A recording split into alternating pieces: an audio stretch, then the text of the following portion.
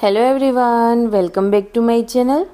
તો આજે હું તમારી સાથે શેર કરીશ 4 નંગ ટામેટામાંથી બનતો એક એકદમ નવો ટેસ્ટી અને હેલ્ધી નાસ્તો બનાવવાની રેસીપી।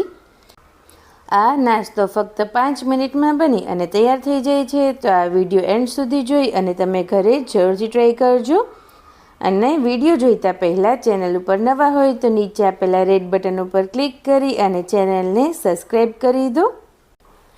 તો હવે રેસીપી બનાવવાની શરૂઆત કરીએ।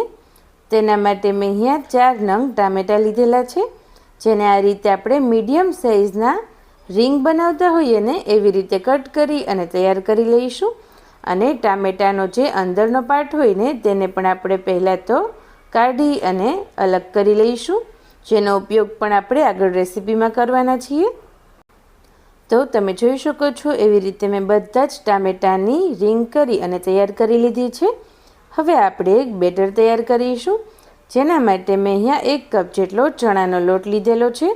જો તમારે થોડો રવાનો લોટ એડ કરવો હોય તો તે પણ કરી શકો છો। ત્યારબાદ થોડું કરી અને આપણે પાણી એડ કરીશું અને એકદમ સરસ એવું બેટર તૈયાર કરીશું। ત્યારબાદ હવે તેમાં 1 નંગ નાની કટ કરેલી ડુંગળી એડ કરીએ। ત્યારબાદ હવે આપણે તેમાં નાનું કટ કરેલું મરચું, કોથમીર અને જે ટામેટું હતું તે એડ કરી અને બધું સરસ રીતે મિક્સ કરી લઈએ। હવે આપણે તેમાં મસાલા એડ કરીશું। તેના માટે અડધી ચમચી જેટલું નમક, લાલ મરચું પાવડર અને હળદર એડ કરીએ અને હવે બધા મસાલાને સરસ રીતે આપણે મિક્સ કરી દઈશું। તો તમે જોઈ શકો છો એવી રીતે આપણું બેટર પણ બની અને તૈયાર થઈ ગયું છે। હવે આપણે આ રીતે એક પેન ગરમ થવા મૂકીશું અને તેનું તળિયું ઢકાઈને એટલે કે 2 થી 3 ચમચી જેટલું આપણે તેલ એડ કરીએ।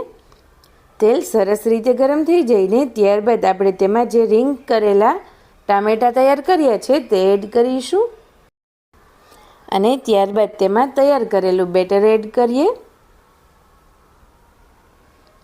આ રીતે બધા જ ટામેટામાં બેટર એડ થઈ જઈને ત્યારબાદ તેને ઢાંકી અને 1 મિનિટ માટે કૂક થવા દઈશું।